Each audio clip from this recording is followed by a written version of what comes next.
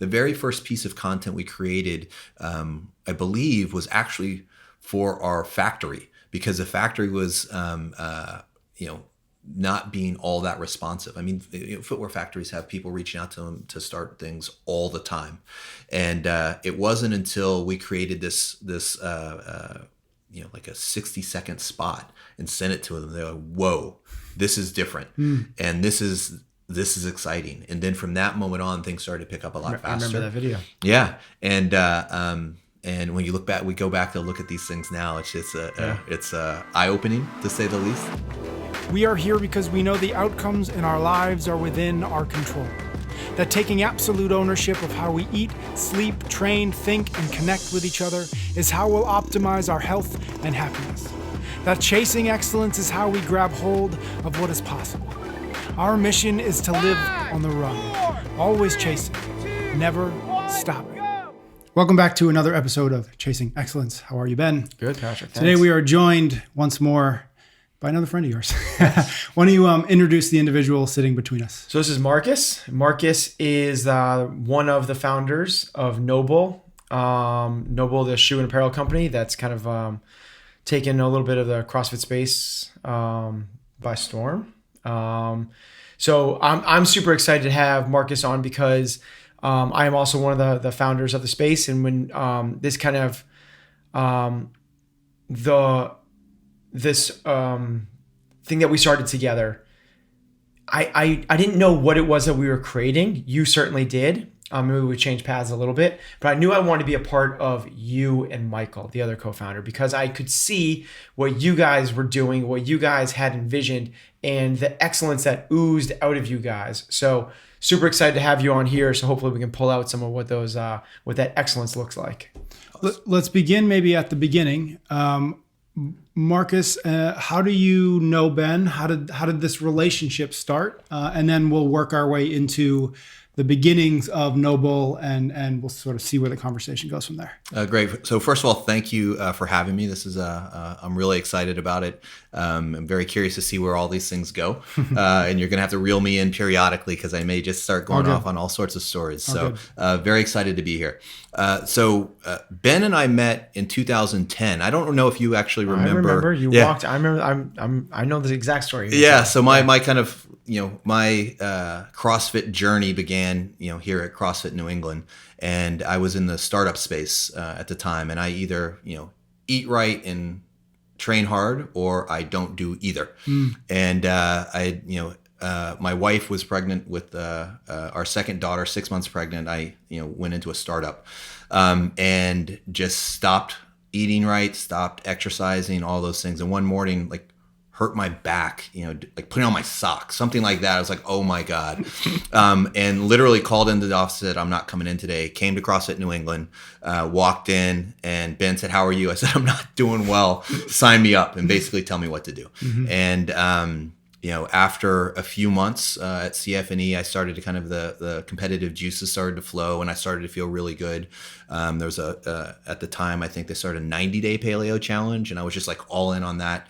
And after about 45 days, my wife's like, you need to kind of, dial it down a little bit. Because you got ripped and shredded from, how much? Yeah, I went from, I was 200 pounds when I graduated from college. And then, and always in that kind of 200 to 205 space.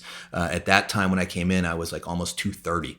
And I didn't realize it. I'm 6'3", so I guess it kind of does, I can hide it a little bit. But I just did not. I was not in a good place. Yeah. And within 6 months, I was at 189 or something like that, 185. It felt good. It felt really, really good. But then I did need to dial things back just a little bit to find the right balance. Are you the type who, when you find something, you are 125%? Addicted might be a strong word, but addicted to it? Yeah, I go down rabbit holes in all sorts of fun ways. Where or what was the startup that you were in at that point? And is it related at all to the space that you're in now? No, it's actually, it did flow through CrossFit New England as well. So a little bit on my background. I used to be the head of brand strategy at Reebok. Okay. And so I left Reebok to help the former CMO start a venture capital firm. And one of our initial investments was a company called Idea Paint. And it's like the paint you can paint on a wall and write on it.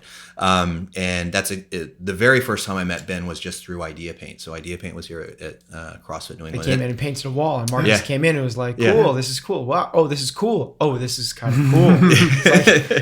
Yeah, and I'd never heard of CrossFit actually until that time. Interesting. And so then when I started to feel like I've got to get back in shape, it was all about CrossFit and coming here to CrossFit New England. Yeah, I remember Idea Paint launching. Didn't they were pretty heavily trying pretty heavily to get into the CrossFit space. Yeah, that was me Yeah. trying Oh, heavily to get interesting. into So the as a CrossFit result space. of- Well, yeah, you cool. get the whiteboards and all these things. It was just like an obvious cool. connection. Yeah, it was a logical audience. Okay, so how long between starting CrossFit and maybe doing the VC thing did it take before you saw something in this space, in this world, that you felt like you could do something other than Idea Paint, other than the VC thing? How long before, whether it was NOBULL as it is currently conceived, or something along those lines, that you felt like, okay, there's something here I want to try to do? Yeah, so got really into CrossFit in the space and thinking about wanting to do some things there. And then when I was at Reebok, Michael Schaefer, my partner now, was the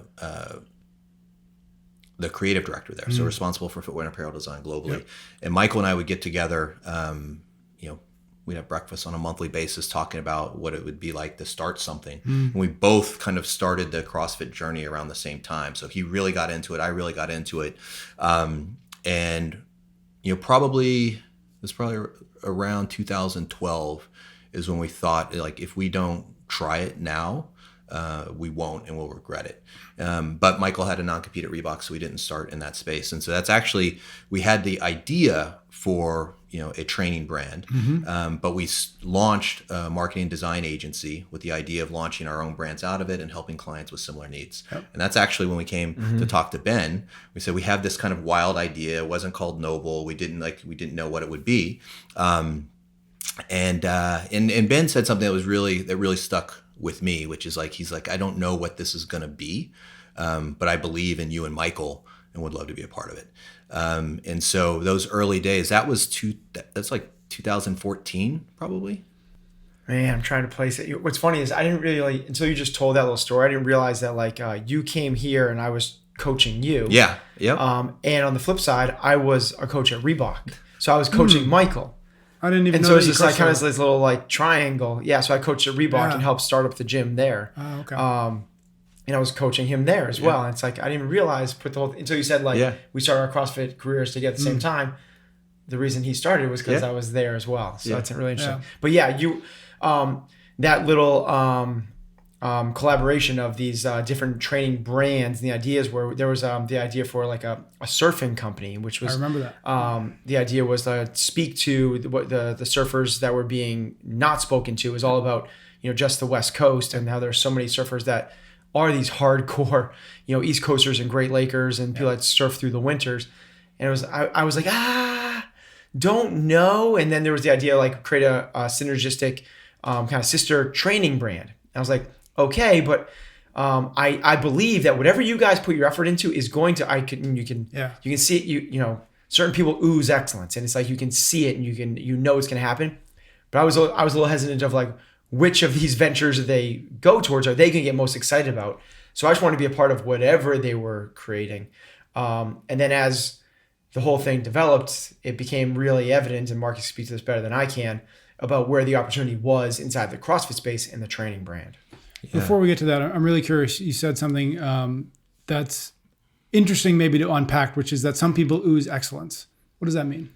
And how do you know, and how do you become one of those people? So that last one's a big question. Yeah, but how can you see it and recognize it? So I think it's this mix of passion and competency, right? Somebody that has the right tools in the toolbox. So Marcus is an incredibly brilliant, you never know listening to him, but he's an incredibly brilliant guy, in MIT and head of training at these huge massive companies, and then the VC guy. So the pedigree and the education and the necessary tools are there. Yep. And then maybe it's a three-headed monster, right? And then there's this passion, like CrossFit changed his life. So he's incredibly passionate about this space and creating something that speaks to the community.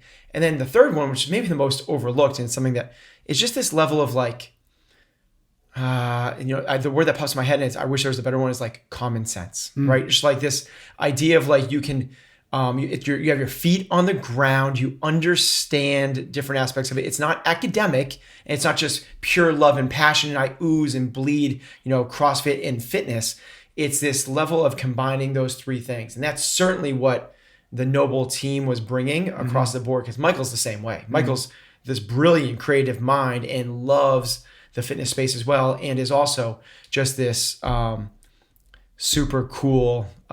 He's the surfer guy, so he's the cool one of the three of us. Yeah. Michael may be the most interesting man in the world too. There's really? just like that. Yeah. Dude, I'm telling you, like the surfing thing is like no joke. It's like it's a subculture in Massachusetts. Yeah. So you don't surf in the summer though in Massachusetts. That's what nobody realizes. The storms are in the surf is in the winter. So he has these pictures. He's so artsy and so cool of these guys walking down these towns in like Situate, Massachusetts, with 4 or 5 foot snowbanks on the sides, plows going through, and a guy walking down with a wetsuit and a snowboard.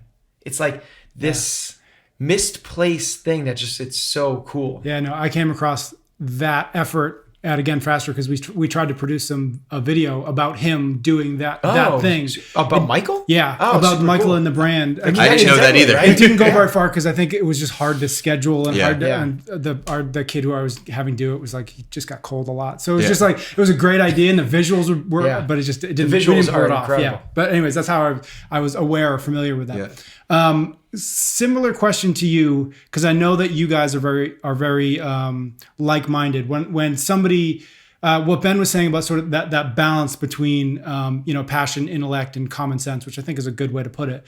Do you have anything to add to that in terms of how you spot people? Michael, for instance, or even Ben, who you're like, whatever it is we're gonna do, I'm gonna bet that I want to do it with that individual. Do you have anything to add to that, sort of how you can measure that before you actually get into the relationship?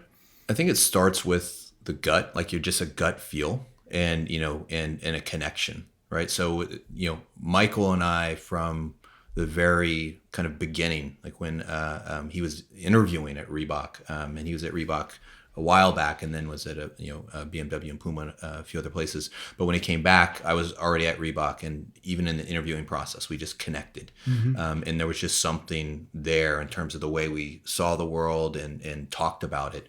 But then there's also this very complementary skill sets. Like we worked really well together. Michael is the most creative person I've ever met, and he just looks at things a little bit differently. But when we talk about them, we kind of connect on what those things are. And I think with Ben, it was the same way, right? It was the moment I walked in to CFNE, we connected.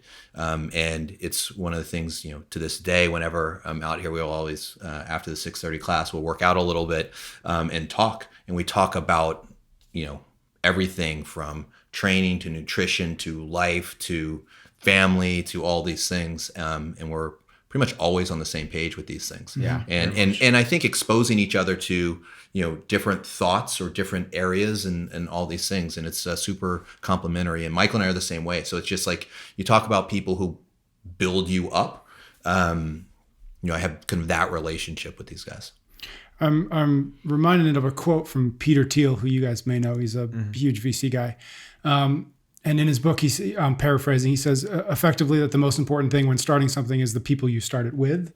And it strikes me as both, I know you certainly more than I know you, Marcus, but you guys are part of lots of really strong teams. And it strikes me that at least a large part of why they're such good teams is because you, consciously or not, have been able to find the right people who, maybe it's a complementary skill, maybe it's that you see the world, you have the same worldview. I'm curious, is that a skill that you guys have developed in terms of being able to spot the people who you want to engage in whatever the project might be, whether it's for you like CrossFit Tilt, whether it's the guy, the team you have at CompTrain, NOBULL, with Michael. Like, how have you guys, in your experience, navigated knowing who and how to trust the right people? Because it seems as though it's a skill, whether it's a skill or not. It seems to be a skill that you guys have, and you're leveraging it to great success across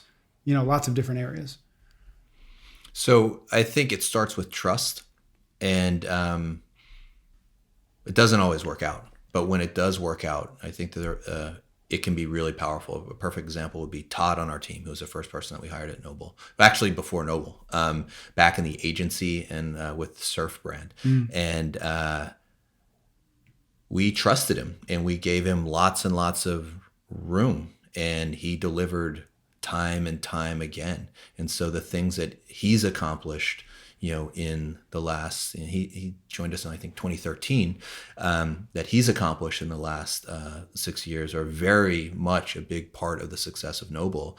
And I think it's because he had, one, we gave him a lot of room to do these things. And then two, he stepped up and crushed it. And so that would be a perfect example of leading with trust. But the reality is that it doesn't always work out. But I think next is clear and open communication, so that if something's not working, to identify it, label it, and put it on the table and have those conversations. Yeah, I think I love that, because we talk about trust all the time here, and internally we talk about it as the foundation of any strong relationship, no matter business or what elsewhere. In terms of the vetting process, finding those people. So certainly, like, once they're on board, it's like that, give them room, see what they got, clear, definable objectives and measurables, and then see what they can do. And that, if they over deliver, that breeds more trust and strengthens the relationship. In terms of the vetting process, in terms of finding those people before you have that opportunity, that's really tough. And I think that in the early days, I probably, as Marcus alluded to before, I went with my gut a lot, which is just like, is this the type of person that I could trust? And I used to talk about, there was my kind of vetting process was, are they cool and do they care? That was the two things. It was like, are they cool? Meaning, could you go on a 4-hour car ride with them and have a good time? That was, because you can't go on a 4-hour car ride with a person. Like, you don't want to work with this person. And then, do they care? And the simple thing we used to do there was like, why do you want to be a part of our organization? If they talked about, well, I think this is a really good stepping stone for my career, or I think that, being in front of you, with you, I further me as an athlete. That's not the care that we were looking for. It had to be about delivering to other people, improving other people's lives. We've since refined that a lot, fast forward 11 years. And we have really defining things that we're searching for, which is from character traits. And we talk about that a lot in terms of humble, hungry, and people smarts. And we have measurables we're looking for, they're not measurables, but really clear definitions of what those things mean. And then from there, it's also understanding who the person, or trying to take your best guess at who this person is going to be inside of your team. So are they the type of person that ... that you could give them the reins and hope that they kind of run with it? Or are they going to need to be micromanaged? Or the type of person that's going to be an additional benefit in these meetings that we have, or are they going to be a distraction? So I think that further defining, just like we would with the roles and responsibilities of the position that people are being hired to be a part of in the team, defining the characteristics, which is kind of this always a soft thing, right? Like, are they the right person? Like, and then right is just, people leave it at that. And if we can define what right actually is, it helps out a ton in that vetting process of finding the quote unquote right people. Right. Okay. So at some point you guys start talking about some venture. It feels like it's not a specific venture, but let's try to find something to do together. Where does NOBULL, in whatever form, originally it was conceived of, where does that start entering into the conversation? You mentioned that Michael had a non-compete, so I'm guessing that shoe wear in general, there was some period of time where you guys couldn't talk about that, right? Yeah. It wasn't going to be that. Yeah. And then obviously at some point that non-compete ended. Was it like the next day, like, okay, finally we can talk about, let's make some shoes? Or like, how, given your experience both at Reebok, like, it's not illogical to have you guys come eventually to footwear and apparel. But was it a bit of a journey to get back to there, or did you guys always know that, all right, this is where we can make a dent? We always knew that we were going to do something in the space, and when we started the agency, this is 2012. The surf brand was in late 2012, and I'd never surfed, by the way. So talk about trust there. But so we I'd love launched to start a surfing company. Yeah. But only for people who do it in the winter. Exactly. People surf in the winter. So you talk about trust. The trust I had in kind of Michael's vision for that brand was enormous. But I had a lot of experience on the marketing side, having from the investment side, but also at Idea Paint. I was originally on the board, but then stepped in as a CMO to set up marketing. Yep. So I had a lot of experience kind of early on with the challenges startups have with marketing. And so that's it was kind of bringing kind of Michael's vision of and passion for surfing together with kind of my vision and understanding of early stage marketing in those early days. And then we put the idea of NOBULL out, a little bit further in the future. And as we started to kind of, play around with that and all the things that were going on within the CrossFit space, that's kind of when we came to Ben around it. And that was super early. That was, before we had the name, before we had final product. We were starting to do some prototyping. And we were launching a brand before we had product. And so one of the things in those early days, Ben would literally throw us the keys to CF&E because we were working on some like night photography. Mm-hmm. So we would come in at 10 p.m. to 1 a.m., literally just me and Michael, none of our own product, just trying to create a mood for what the brand could look like and feel like. And there's some times when I would go down to Michael's house at night, and we would be he would be filming me, taking photos of like box jumps, movements. And by the way, Michael has no formal training in photography. So when I say he's like one of the most creative people I've ever met, he taught himself photography. And so all of NOBULL's early content was Michael. And now we have a content team and all these things of amazing people. But it was just us playing around with these things and also being comfortable with figuring it out. And so it would be times where we would come to CF&E for these shoots, lock up when we left, but it was a process. And there were times where we would expect prototypes and we would expect, all sorts of things at a certain date from the factory, and those things would come in late. And it was tough, in making a decision when we had some initial. You remember 2014 at the games, we were expecting product that we were going to be able to show, and this was before there was kind of exclusivity on footwear, what athletes had to wear, and we were excited. Ben was excited. We were like, "It's coming, it's coming, it's coming!" And when we got them, Michael and I looked at it and we're like, "This just is not right." And so I remember showing those early prototypes to you at the games. And you're like, so where does it go from here? We're like, we got to start over, and we stepped back. And that was a really hard decision, but it was absolutely the right one. And then we kind of officially launched footwear at the 2015 ECCs. Yep. And that was just a phenomenal experience. And from there, it was, everything just clicked. So that I'm going to piggyback off that conversation. You just mentioned the ECC. For those that aren't familiar with that, that's the East Coast Championship. This event that I ran at the CrossFit space for super high level competitors. And it got a lot of attention in the space. That was the cementing factor for me that this was something that was going. It's so funny because it was when I came on board as the team, it was like, hey, one of the values I brought was the fact that I ran this super high level competition that got a lot of exposure. This is a really good exposure thing for the brand. And I can remember going to you, and that was the game plan. We were going to launch the ECC. It was going to be the title sponsor. We're going to get all the judges in it, give it to the competitors, and we're going to make this huge, massive splash. East Coast Championship presented by NOBULL, powered by NOBULL. It's going to be this big, massive splash. And then coming back to it at one point and be like, hey, Reebok is coming back really heavy with an incredible offer. And I can remember mulling through my head of this is not going to be received well, from Marcus and the team in terms of this was the idea. Like, we're going to launch it. This was the launch, and we're going to be the title sponsor. And without the slightest hesitation, the response was, go with them. Like, it's better. What they're offering, we can't match. And if it's better for the event, it's better for the sport. If it's better for the sport, it's better for us in the long run. And that was such this long-term view, instead of like, what's better for us this week, this month, and this quarter, but in the long term, and it was like so refreshing, because I had met another team that thought about making the pie bigger and not getting their slice bigger. Mm-hmm. And that's exactly how I think about this all the time, which is, if we can get more and more people doing this, our slice by definition gets bigger.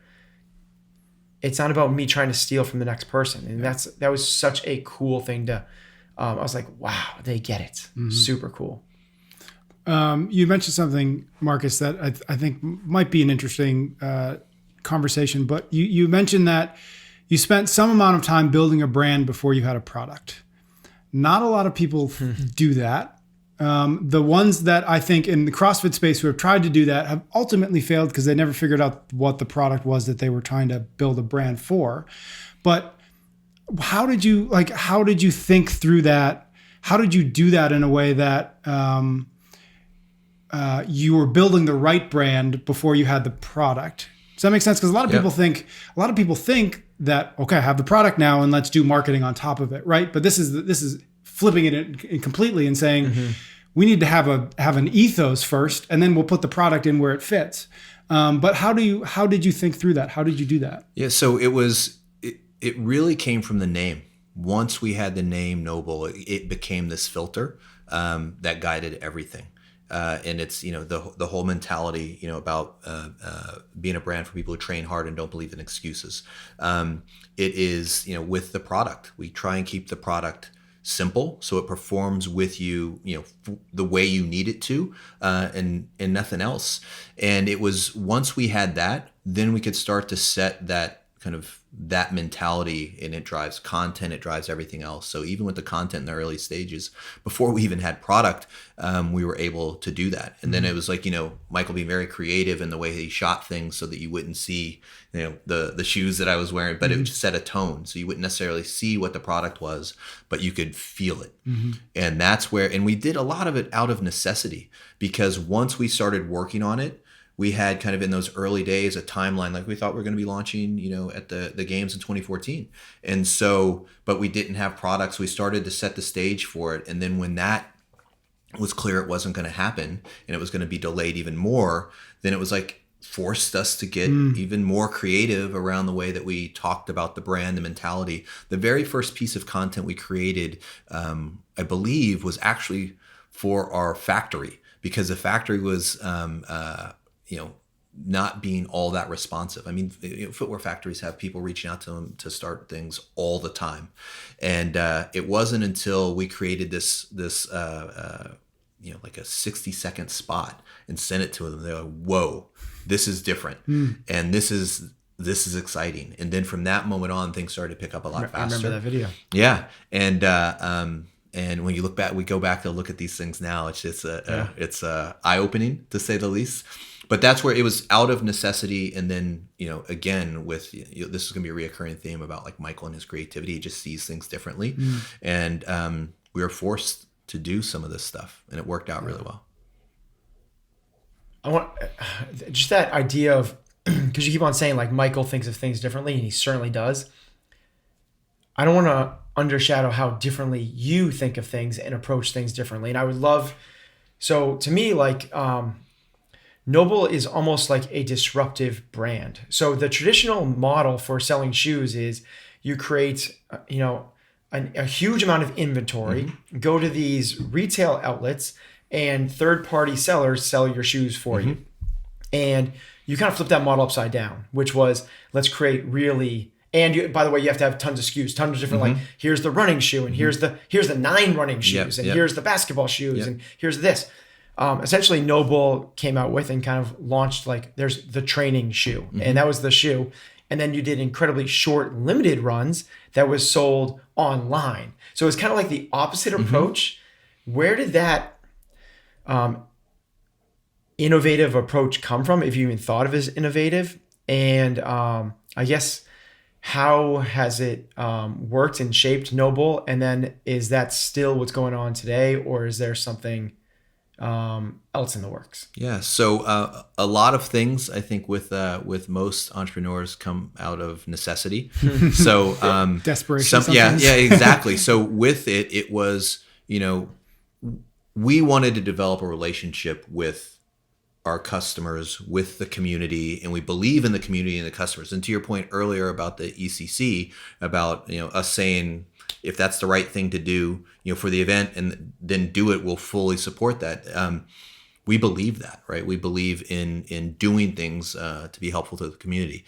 And so with that in mind, when we launched, it was like, okay, how can we go directly to consumers? And that was just clearly kind of e-commerce. Also, no retailer would talk to a brand with no history. How many shoes have you sold? 0. Oh, okay. Yeah. Why don't you come? Isn't that such a huge, massive leap though, for somebody selling shoes? Like I'm not going to buy a pair of shoes unless I've tried them on. Like, I don't know where they get size 10 or 10 and a half. Like, yeah. It's different. That's a big leap for a lot of people, no? Yes. Well, the interesting thing for it is again, the CrossFit community. If you think about what the CrossFit world looked like in 2014, 2015, it was not the size global kind of sport it is now. And so no retailers were carrying CrossFit shoes. And so if you were a CrossFitter, a typical thing was, and I'm sure I was the same way, I walked into CrossFit New England wearing running shoes. And as soon as I started to get kind of into it, I was like, I got to get rid of these. I need, shoes for CrossFit. And that happens everywhere. It's interesting, and I'm sure you could do this too, but I can walk into a CrossFit box anywhere in the world and kind of get a sense for where that box is in its development, right? So based off the shoes. So I was in Vietnam, and you see a lot more running shoes. You see fewer actual kind of specific CrossFit shoes. But it's an interesting thing. And so back then, the only way to get shoes that were specific for CrossFit was online. And then the whole kind of e-commerce and Amazon, and everybody's been getting more and more comfortable with it.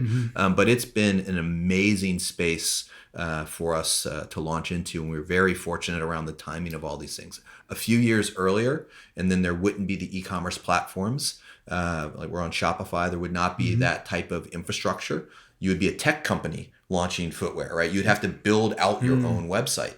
And so, with Shopify, it was turnkey, and so all we needed to focus on was the content and the product, and so it's made it a lot easier. And then when it comes to things selling out, first production run, we made as many as we could.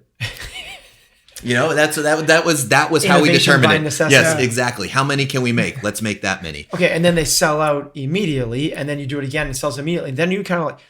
Is it kind of like, okay, this is kind of a cool business model because it drives demand, or did it just stay that way of like, hey, we're going to make as many as we can, and the demand is just there, so it's selling out? Was it like which came first, the chicken or the egg? Yeah, so it was we just made as many as we could for a very long time, and they just kept selling out. So we were very fortunate. So it was we launched at midnight, the midnight of the ECC. And 15 minutes before the launch, we found out that the shoes were going to be delayed until like May or June. So we thought it was going to be like a 2-week delivery in 2 to 3 weeks. And it turned out to be, 4 to 5. And you talk about that moment, for 30 seconds, like, okay, we're still going to launch.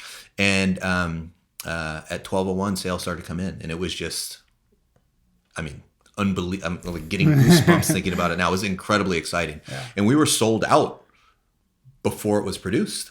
Yeah. And so then we were able to say, okay, now we can make even more.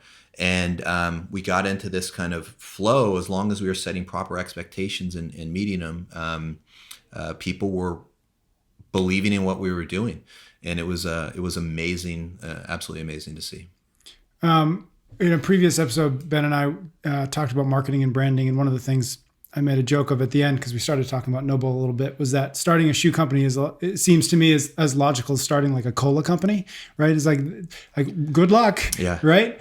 I'm curious, why can you put your finger on what you guys are doing that has allowed you to make your mark in a world of the Nikes and the Reeboks and the New Balances and the Asics, and I could keep going with them. Like the world didn't need another shoe and apparel brand. That doesn't mean, of course, that there won't be plenty of successful ones. It's just it's not a lot. It's not an obvious hole. There isn't an obvious hole in the market. Yep. And so I'm curious. Obviously, you knew that you were both coming from Reebok. You both knew what you were sort of up against and what the market looked like. What gave you the confidence? What did you know that you were going to do differently or better that was going to allow you to build that brand, but also just have the product market fit, to have have enough people interested in a new company and a new pair of shoes that you knew that you could like actually build a business out of it? Yeah, so it's interesting. If you look at the global footwear market, there are billion-dollar brands out there. But as you start to take a closer look, it gets smaller and smaller and smaller. And if you think back to CrossFit again in 2014, 2015, it was only Reebok and Innovate at the time. And Nike introduced the Metcon the same month we launched, which we thought was incredible because it was just going to bring more awareness. Yeah. But when that person who first comes to CrossFit box in running shoes, and then they want to find kind of shoes that were designed for CrossFit, their options in 2014 were two. It was Innovate and it was Reebok. And then in January of 2015, it was 4, right? So then it's a lot smaller, right? So it's like, how do we become relevant within this space of 4? Right. And the thing for us that we weren't ever really thinking about how are we going to compete. We were always thinking about what are we going to say and what connects with us. And so one thing that was very kind of clear with both me and Michael, we felt like big brands talk about, wear our products or wear our shoes and you're going to be able to run faster, jump higher. We're going to make you stronger. And we didn't agree with that. It was just like the only thing that's going to make you faster, stronger, any of these things is you putting in the work. And that's where kind of the whole NOBULL mentality, no excuses, comes from. And that's connected really, really well within the broader CrossFit community. But we're also seeing it starting to connect in other communities as well related to group fitness, or starting to see NOBULL popping up at Equinox and Lifetime and Barry's and all these other places where the mentality is connecting with people. Mm-hmm. I'm curious your thought on, so you come into this world clearly with a really deep understanding of marketing and branding. I'm curious what you say to anybody from CrossFit gym owners to startup founders to people maybe in more established businesses about how important it is, because what you're talking about is building an emotional connection to a brand and not relying just on product spec.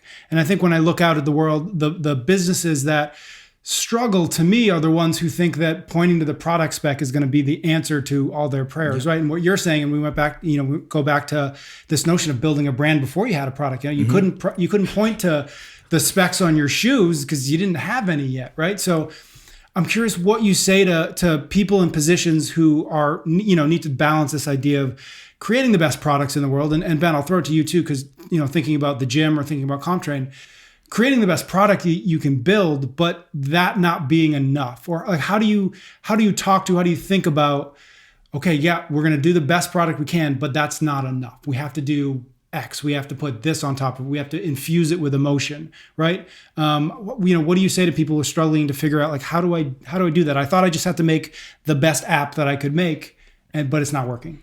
Yeah. So for me, it starts with, it's not about you, it's about them, right? And it's about them being your customers and their needs, more so than I think a lot of times entrepreneurs will create a product, whether it's an app, whether it's a shoe or a coffee mug, and then say this is the best thing out there, and then try to sell it to people, and not start the other way around, which is what are the needs, right? And so for a NOBULL perspective, the needs that we looked at were about, when you make that transition from a running shoe to a training shoe, what is it that you need, right? And so it's stability, it's durability, and there's no reason it can't look good, right? So that was kind of the filter.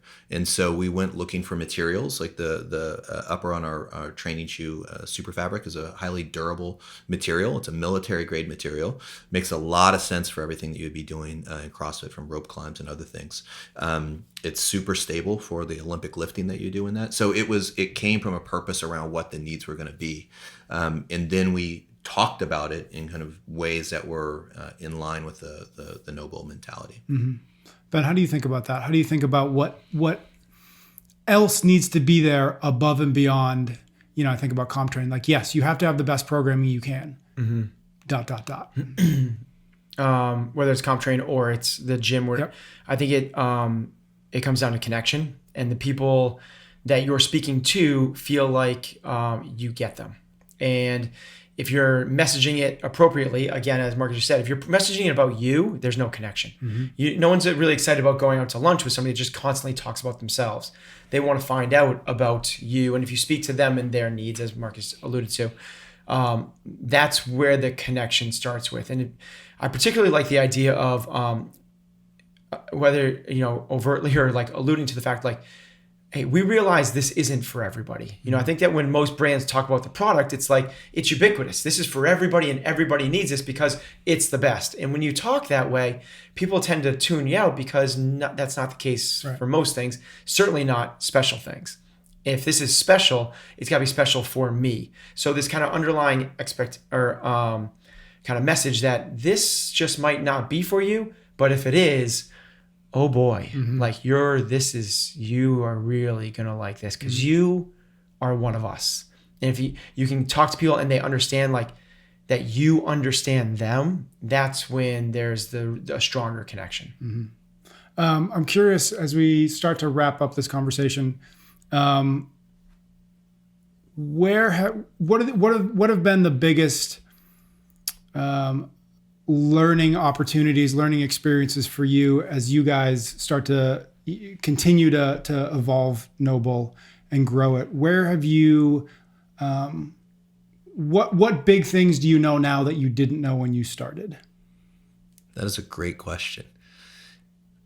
It evolves, right? So I think there are definitely phases. Right now, can you just like maybe give a really high level of like where, I mean, we know where it did start. It started with an idea, and then where you are right now, because it might still seem like a little bit of an idea to people, but maybe give a little bit of a picture of what NOBULL is right now. Yeah. So we launched kind of officially at the East Coast Championships in January of 2015.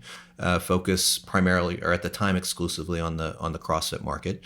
And when we first launched, it was one of those things where we did not have a lot of products, and you would not see NOBULL. Very little NOBULL around. So in the games in 2015, we saw a small number of pairs. Games 2016, quite a few more. 2017 so it's just been growing, quite a bit that way. But also seeing NOBULL kind of all over the world. So, on our website, we've had visits from every country on earth last year, with the exception of North Korea and Guinea-Bissau and West Africa. So Michael and I are like, he's going to go to North Korea. I'm going to go to West Africa. I feel like he drew the Yeah, we didn't really talk about it. I was just like, hey, you go there, I'll go here. But it's become globally relevant. It's been very interesting. I haven't been into a CrossFit box in the world in probably 2 years, so I haven't seen at least one pair. And we're starting to see it kind of expand beyond CrossFit. So we signed our first non-CrossFit athlete, Will Greer, who's a quarterback for the Carolina Panthers, very recently, and starting to see a lot more NFL, NBA, Major League Baseball, hockey players reaching out and wearing NOBULL and training in NOBULL, which has been really, really exciting. So for us, it's at a place where we have kind of within the training space global relevance, but how do we start to expand that into the global customer base? I see the growth from the internal side as much as I do from the outside, because what you're creating is this exponential growth. And I just like to, because I manage a couple companies, and it's just seeing what's going on there. Is the way I like to talk about it is like Christmas parties. Oh yeah. And the first Christmas party we had was maybe 6 people in the warehouse.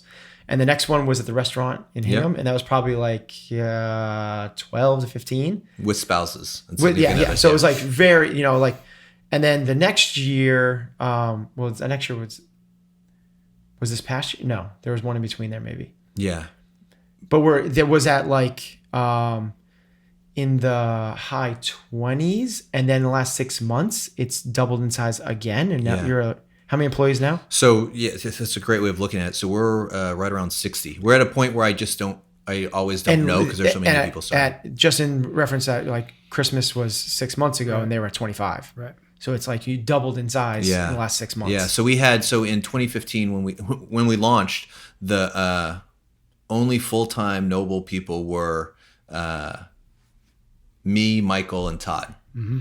And then it was like, volunteers, part-time people. And then Jed, who's on our marketing team, was the second person who hired right when we first got an office. So when we launched, we didn't even have an office. It was us working out of our homes. And he literally came in for his interview, I think the day we moved into the new office. It was empty. It was like a warehouse with 2 box jump boxes. And Michael and I are literally mopping the floors, and Todd is interviewing Jed. And then by the end of 2015, we had about probably 5 or so full-time NOBULL people, and then some part-time people coming in. And then when we moved to the new office in where we are right now in the Leather District of Boston, we had about 10 to 12.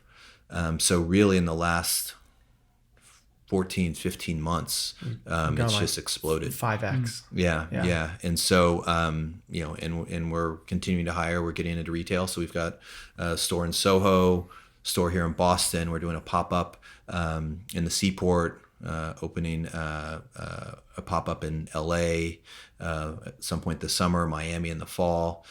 So there's a lot of growth there. And then when you think about those employees, by the end of the year, the number's gonna be a lot higher. So I'm not going to let you off the hook. What are the Love it. What are the big things that you know now that you didn't know when you started? So the big things I know now, it doesn't always go as planned, and be patient. That is a critical thing. Things will go wrong. Just be ready for them. It's very rare that there is a true disaster, right? So it's FEMA deals with disasters. It's nothing that's happened in our business is actually that bad. Right now, it is all about empathy and understanding and hiring. Big. Last words from you? In terms of what? In terms of having Marcus here. Oh. I didn't know if you were throwing that question. No, I'm not going to throw you the hard one. I was like, what do I think Marcus is worth? Yes, that sounded pretty good. Now that you present that, yes. What are the big lessons that Marcus has done? No, I just think that Marcus has become one of my mentors. He's one of my really, really, really good friends, but also become a mentor and a person that I lean into a lot in terms of advice, particularly on the business side of things.